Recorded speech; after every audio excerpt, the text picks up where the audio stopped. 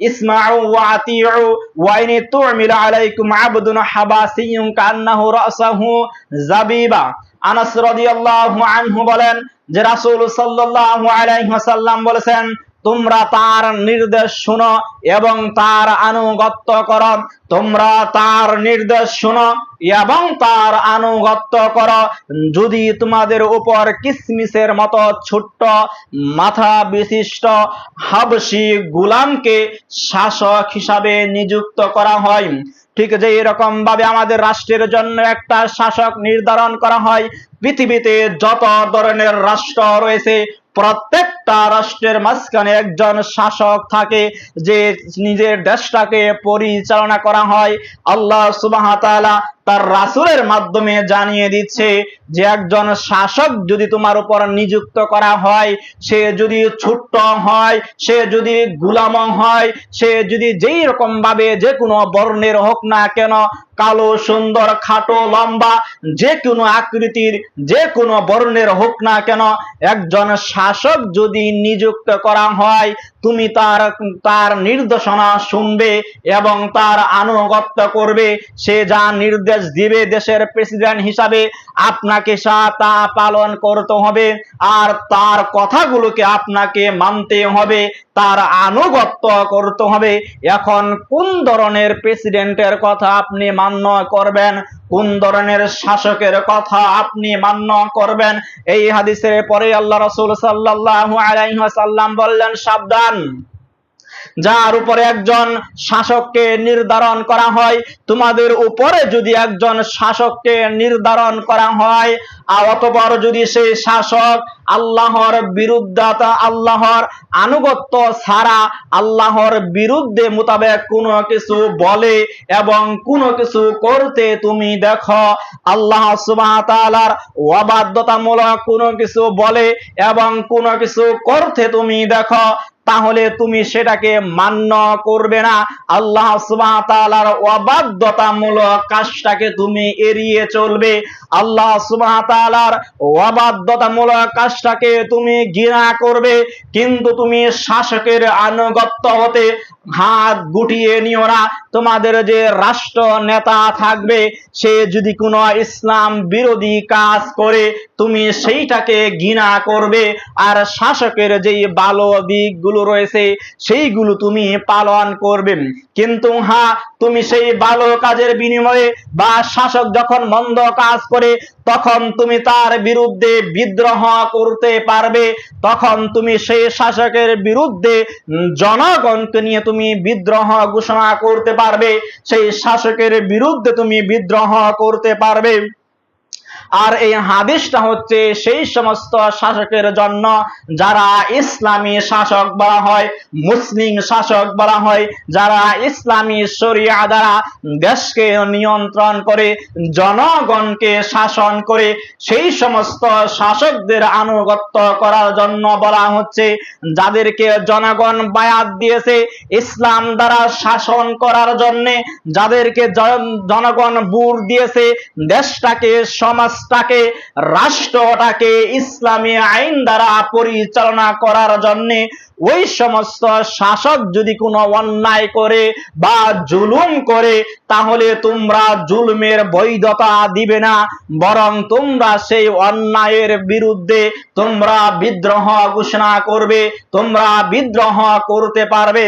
আর শাসক যদি অমুসলিম হয়, মুসলিম না হয়, তাহলে তোমরা সে যদি কুফরের মাধ্যমে দেশকে পরিচালনা করতে চায়, শাসক যদি দেশের নেতা যদি মুসলমান না হয়, ইসলামী দ্বারা যদি সে দেশটাকে পরিচালনা করতে না চায়, কুফুরির সিস্টেমে যদি দেশকে পরিচালনা করতে চায়, তাহলে জনগণ তার আদেশ পালন করতে বাধ্য নয়, বরং জনগণকে একত্রিত হয়ে শাসক এবং শাসন ব্যবস্থার বিরুদ্ধে সকল মুসলমানকে ঐক্যবদ্ধ হয়ে তার বিরুদ্ধে অবস্থান নেওয়ার জন্য ফরজ হয়ে যায়।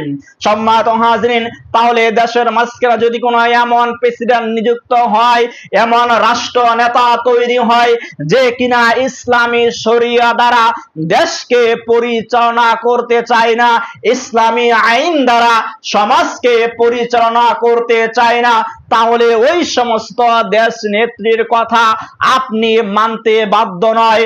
আপনি তার বিরুদ্ধে বিদ্রোহ করতে পারেন, আপনি তার বিরুদ্ধে সমস্ত মুসলমানকে নিয়ে তার বিরুদ্ধে আপনি যেই রকম পদক্ষেপ নিলে তাকে তার ক্ষমতা থেকে সরিয়ে দেওয়া যায় সেই অবস্থান আপনাকে নিতে হবে।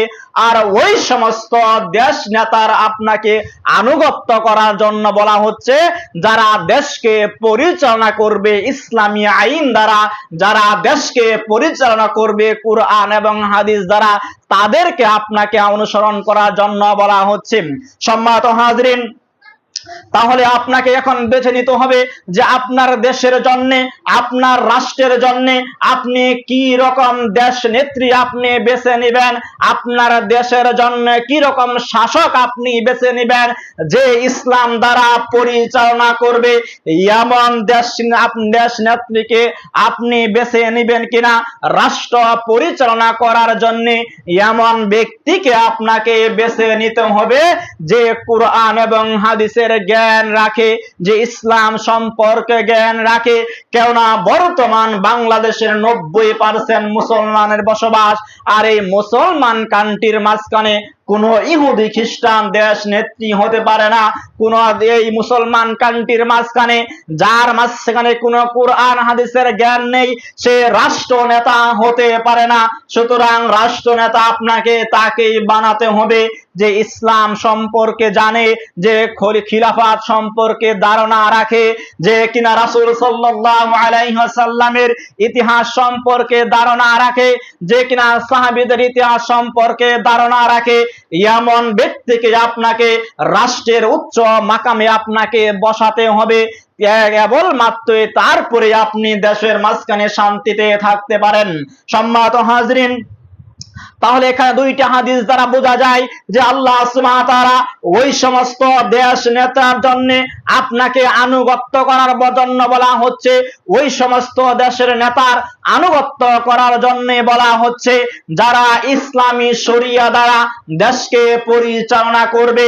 আর ওই সমস্ত মানুষের নেতৃত্ব থেকে আপনাকে করতে যেন বাধ্য করা হবে না, আপনি পালন করতে বাধ্য নয় তাদের কথা, যারা ইসলামী ভাবে দেশকে পরিচালনা করবে না। এখন বিগত যে আপনাদের জীবন থেকে বহু বছর পার হয়ে গিয়েছে, এই সময়ের মাঝখানে এখন খেয়াল করে দেখেন তো কয়টা নেতা বাংলাদেশের মাঝখানে জন্ম নিয়েছিল যে কিনা ইসলামী আইন দ্বারা কুরআন হাদিস দ্বারা দেশকে শাসন করেছে, যে কিনা কুরআন হাদিস দ্বারা দেশকে পরিচালনা করেছে। একজন মানুষ আপনি পূর্ণাঙ্গ আপনি নাও পেতে পারেন, যে কিনা শুরু থেকে শেষ পর্যন্ত, সকাল থেকে সন্ধ্যা পর্যন্ত একমাত্র আল্লাহ সুবহানাহু ওয়া তাআলার কুরআন এবং রাসূলের হাদিস দ্বারা দেশকে পরিচালনা করেছেন। সম্মানিত হাজরিন, তার সবচাইতে বড় ভূমিকা পালন করে এই দেশের সাধারণ মানুষ।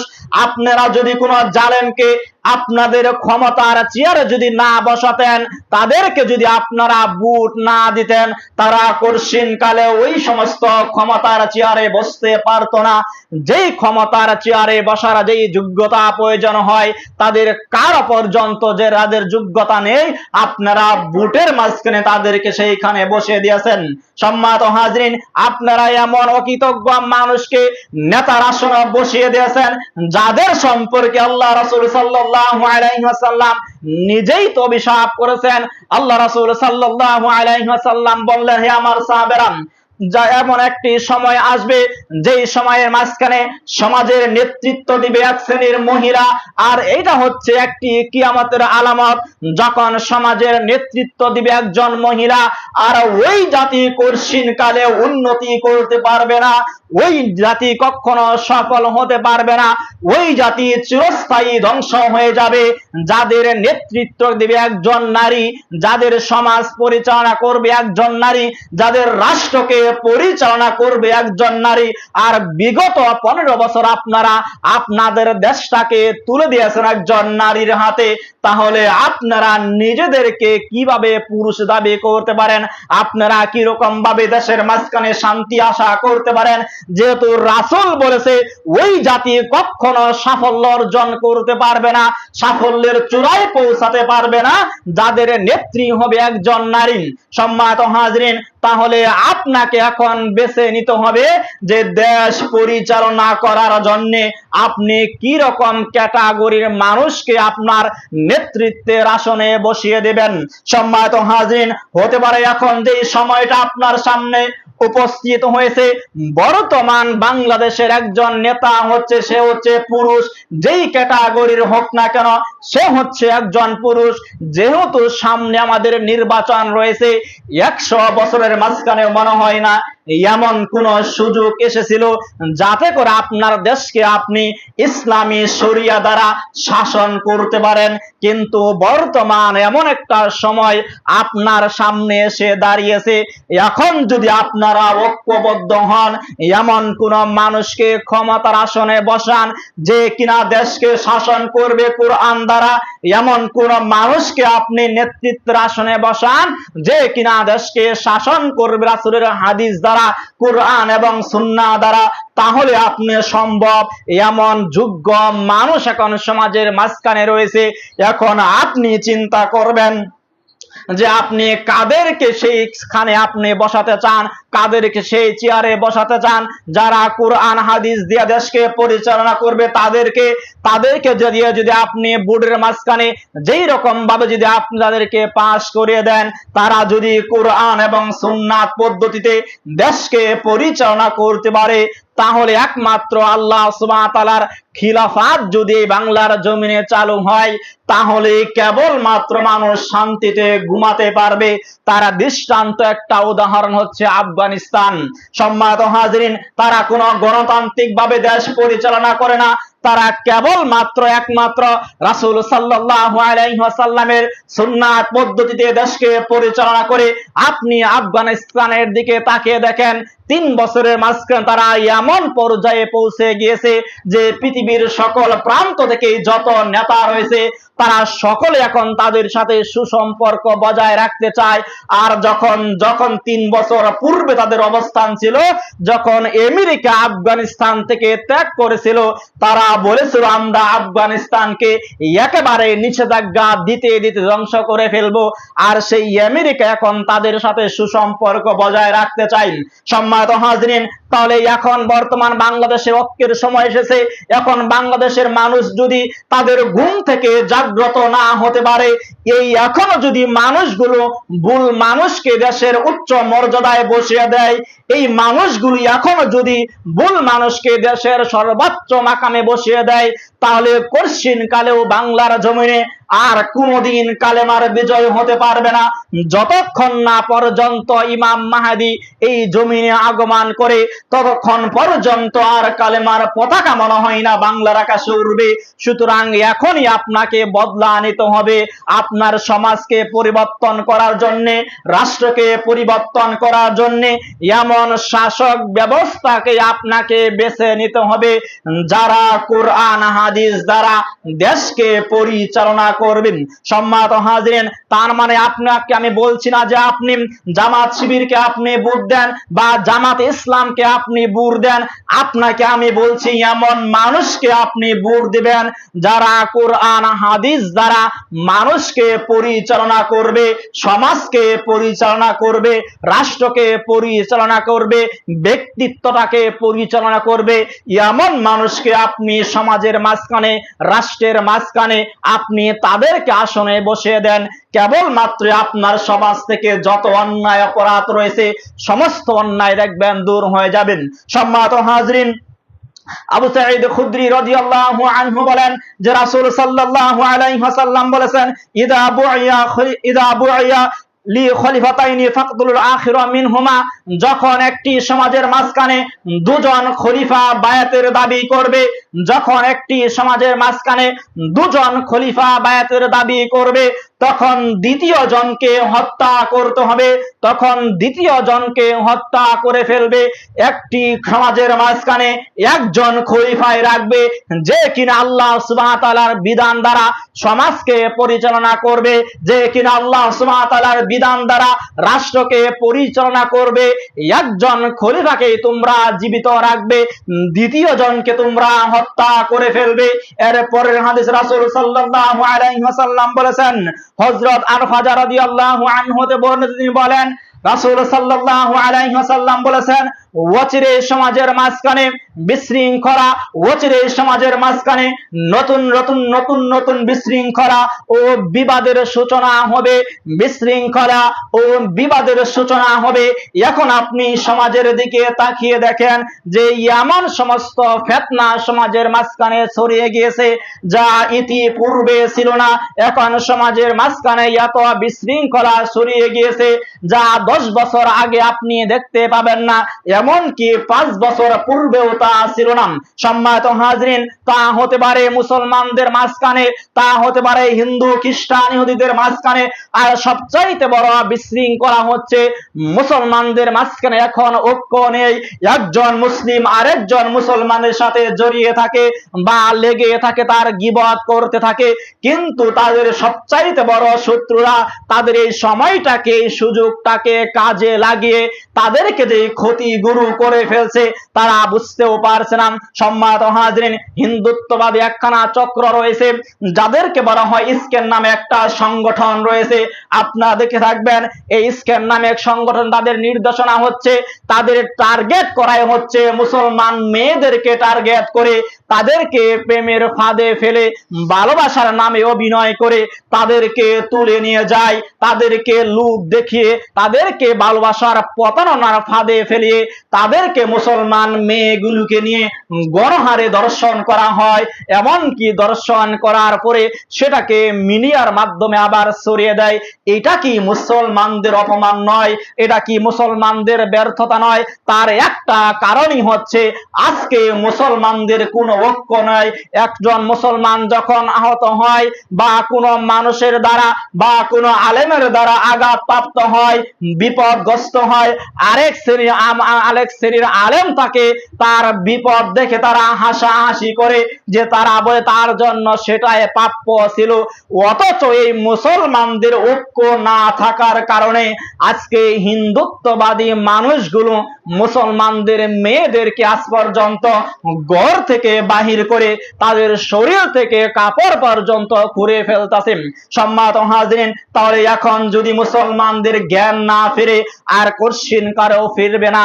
এখন যদি মুসলমানরা তাদের নেতৃত্বের আসনে কোনো ইসলামী শাসক না বসায় তাহলে তারা কোশ্চিন কালেও এই বড় ভয়াবহ সমস্যা থেকে আর বেরিয়ে আসতে পারবে না।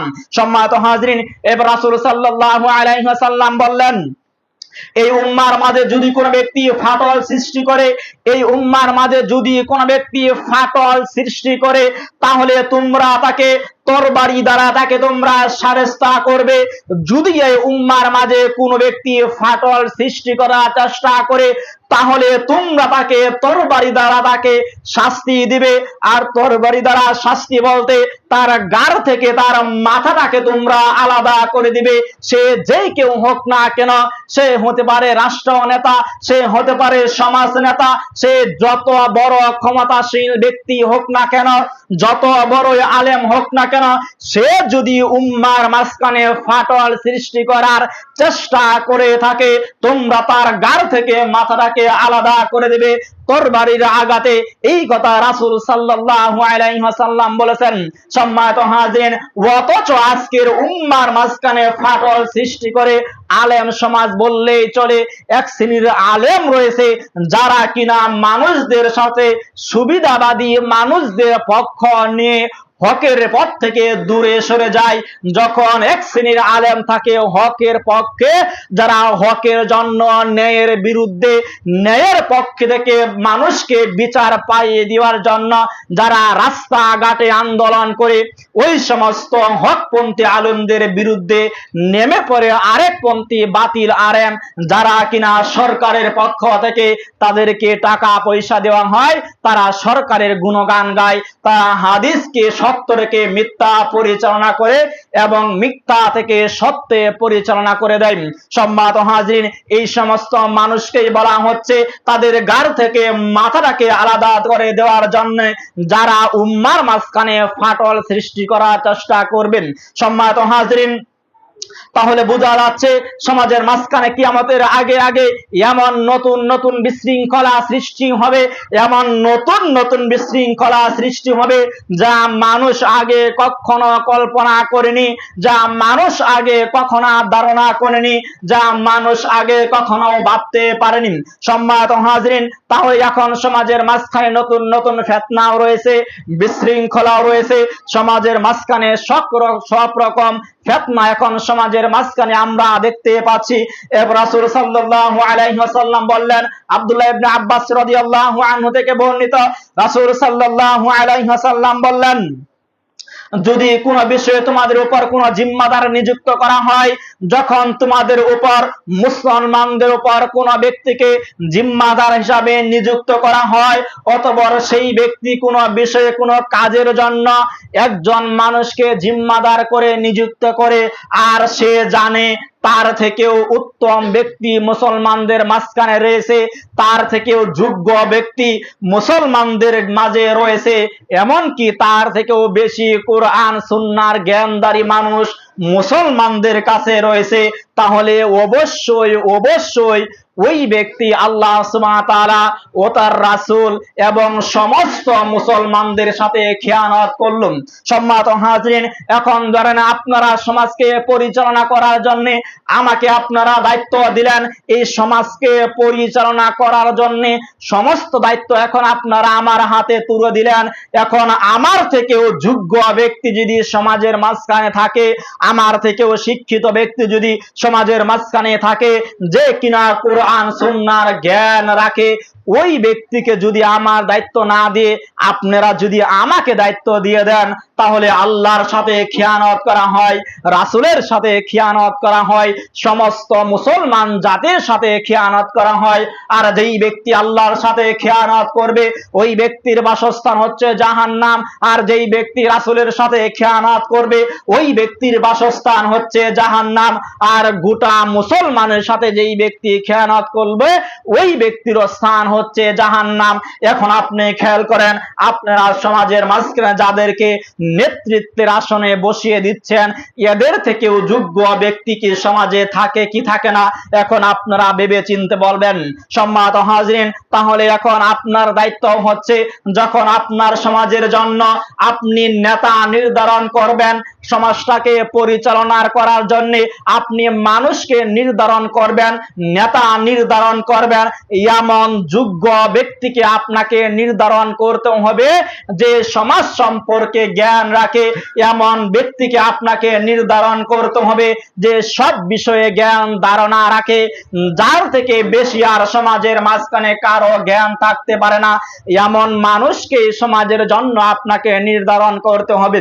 সম্মানিত হাজরিন, তাহলে এখন বোঝা যাচ্ছে, যেহেতু সমাজ পরিচালনা করার জন্য, রাষ্ট্র পরিচালনা করার জন্য এমন মানুষকে নির্ধারণ করার জন্য বলা হচ্ছে যে কিনা সবচাইতে শিক্ষিত, কোরআন সুন্নাহর জ্ঞান রাখে, এমন মানুষকে রাষ্ট্র পরিচালনা করার জন্য রাখার জন্য বলা হচ্ছে যে কিনা রাসূল সাল্লাল্লাহু আলাইহি ওয়াসাল্লাম এবং তার পরবর্তী সাহাবীদের জামানায় যেই রকম ভাবে রাষ্ট্রকে পরিচালনা করেছিল, ওই রকম জ্ঞান তার মাঝখানে ধারণা রাখে। এবার কি রকম ভাবে আপনাকে রাষ্ট্র পরিচালনা করতে হবে, ধরেন আপনি দেশের রাষ্ট্র পরিচালনার দায়িত্ব পেলেন, এখন আপনাকে রাষ্ট্রকে পরিচালনা করতে হবে কি রকম ভাবে। হযরত উমর রাদিয়াল্লাহু আনহু নাম শুনেছেন না? উমর রাদিয়াল্লাহু আনহু নাম শুনেছেন? উমর রাদিয়াল্লাহু আনহুর জামানায় যখন তিনি সমাজকে রাষ্ট্র নেতা ছিলেন, যখন তিনি রাষ্ট্রের প্রধানমন্ত্রী ছিলেন, তিনি কি রকম ভাবে তার রাষ্ট্রটাকে পরিচালনা করতেন তার একটা ঘটনা বলি। একদিন সে রাতের অন্ধকারের মাঝখানে বা সারা দিনের মাঝখানে রাষ্ট্র পরিচালনা করার পরে যে রাষ্ট্রের হিসাব নিকাশ নেওয়া হয়, সে রাষ্ট্রের হিসাব নিয়ে রাত্রে গভীরের মাঝখানে একখানা মোমবাতি জ্বালিয়ে সে রাষ্ট্রের হিসাব লিখছিল বা রাষ্ট্রের হিসাব করছিল একখানা মোম জ্বালিয়ে। ওই সময় তো আর কারেন্ট ছিল না, তখন একজন একটা মম জ্বালিয়ে রাষ্ট্রের হিসাব করছিল ওমর রাদিয়াল্লাহু আনহু। তখন তার সামনে তার সময় বা তার সাথে সাক্ষাৎ করতে আসলো ওই সময়ের সবচাইতে বড় যে আইনমন্ত্রী বলা হয় হযরত আলী রাদিয়াল্লাহু আনহু। সে হচ্ছে ওই সময়ের মক্কা মদিনার, সে হচ্ছে আইন যে করা হয়, আইন শাসন বাস্তবায়ন করা হয়, সে হচ্ছে তাদের প্রধান। সম্মানিত হাজিরিন, বিচারপতিদের প্রধান আলী রাদিয়াল্লাহু আনহু। তখন উমর রাদিয়াল্লাহু আনহুর নিকট আসলো, তখন তিনি সালাম দিলেন। তখন উমর রাদিয়াল্লাহু আনহু ঘর থেকে সালামের উত্তর দিলেন। তখন দ্বার খুললেন, তখন ঘুরে আসলেন এবং বললেন, ইয়া আলী, তুমি কি আমার নিকট এসেছ রাষ্ট্রের কোনো কাজের জন্য নাকি ব্যক্তিগত কোনো কাজের জন্য? তখন আলী রাদিয়াল্লাহু আনহু বললেন যে আমার পারিবারিক বা ব্যক্তিগত কিছু কাজের জন্য আপনার কাছে পরামর্শের জন্য এসেছি। এই কথা বলার সাথে সাথে হযরত উমর রাদিয়াল্লাহু আনহু ওই যে একখান মম জ্বলতেছিল, রাষ্ট্রে হিসাব করেছিল, সাথে সাথে সে একটা ফু দিয়ে ওই মোমবাতি নিভিয়ে দিল। তখন আলী রাদিয়াল্লাহু আনহু অবাক হয়ে গেল যে আমি এই সমাজের মাঝখানে, আমি হচ্ছি আইন মন্ত্রীদের মাঝখানে সবচাইতে প্রধান, বিচারপতিদের আমি প্রধান হচ্ছি, আর আমি আসা মাত্রই তিনি মোমবাতি নিভিয়ে দিল। মনের মাঝখানে একটা প্রশ্ন থেকেই যায়। সম্মানিত হাজিরিন, তখন উমর রাদিয়াল্লাহু আনহু পাশে আরেকটি মম ছিল, তিনি ওই মমটাকে ধরিয়ে দিলেন বা জ্বালিয়ে দিলেন। অন্য হাদিসের মাঝখানে এসেছে বা পাশের ঘর থেকে আরেকটি বাতি নিয়ে আসে তিনি জ্বালিয়ে দিলেন এবং বললেন যে তুমি কি বিষয়ে এসেছো বলো। তখন যখন তাদের দুজনের মাঝখানে কথাবার্তা হলো, যখন সমস্ত ঝামেলা শেষ হয়ে গেল, আলী রাদিয়াল্লাহু আনহু যেই কাজের জন্য এসেছিল তখন তার কাজটি শেষ হয়ে গেল। তখন যাওয়ার সময় বলল, আপনি হয়তো, আমি যখন এসেছিলাম আমি এসে দেখলাম আপনি একটা মোমবাতি জ্বালিয়ে বা একটি বাতি জ্বালিয়ে আপনি হিসাব করেছিলেন রাষ্ট্রের। আমি যখন আসলাম আমাকে দেখে আপনি ওই বাতিটাকে আপনি নিভিয়ে দিলেন। তখন হযরত উমর রাদিয়াল্লাহু আনহু বললেন, যখন আমি হিসাব করেছিলাম, যখন তুমি এসে দেখলে যে একটি মোমবাতি জ্বলতেছিল, ওই মমটা ছিল রাষ্ট্রীয় টাকায় কিনা বা জনগণের টাকায় কিনা, ওই মমটা জ্বলতেছিল, আমি ওই রাষ্ট্রীয় মম জ্বালিয়ে রাষ্ট্রের হিসাব নিকাশ করছিলাম। যখন তুমি বললে তোমার ব্যক্তিগত কাজের জন্য আসলে, আমি ওই মমটাকে নিভিয়ে দিয়ে পরবর্তী যে মমটা জ্বালালাম সেটা হচ্ছে আমার ব্যক্তিগত মম। সুতরাং আমি এই কারণে ওই মমটাকে নিভিয়ে দিয়েছিলাম, যদি ওই মমটাকে আমি জ্বালিয়ে রাষ্ট্রের ওই মমটাকে জ্বালিয়ে রেখি, জনগণের টাকায় যেই মমটা কিনা, ওই টাকায় কিনে মমটা যদি জ্বালিয়ে আমি তোমার সাথে কথাবার্তা বলি, কাল কিয়ামতের ময়দানে এই মমের হিসাব আমার আল্লাহর সামনে দিতে হবে। এই মমের হিসাব আল্লাহর সামনে আমাকে দিতে হবে যে আমি রাষ্ট্রের সম্পদকে কেন ব্যক্তিগত খাতে আমি ব্যয় করেছিলাম, রাষ্ট্রের অর্থনীতি কেন আমি মামার ব্যক্তিগত খাতের জন্য আমি মমকে জ্বালিয়ে রেখেছিলাম। আমি চাই না আল্লাহর কাঠ গলায় নিজেকে দাঁড় করাতে, এই কারণে আমি ওই মমটা নিভিয়ে দেই। বলেন সুবহানাল্লাহ।